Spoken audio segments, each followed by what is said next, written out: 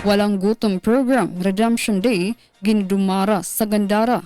Pamatian tan detalye matikang Kansuzat Pretensyo. Radyo Pilipinas Report.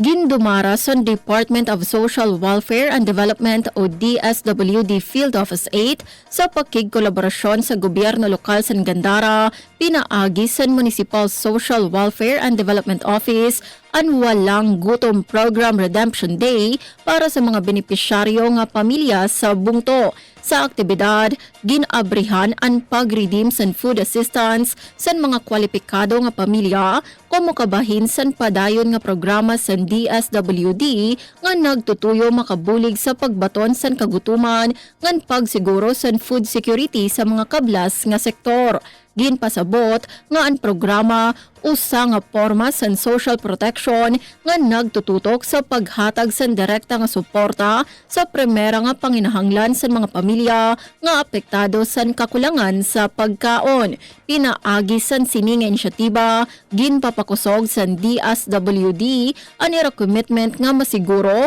nga waray pamilya ang magugutom ngan magpabilin nga may access sa sustansya nga pagkaon sa komunidad. Para sa Bagong Pilipinas, Suzette Pretensyo, Radyo Pilipinas, Radyo Publiko, Kalbayog.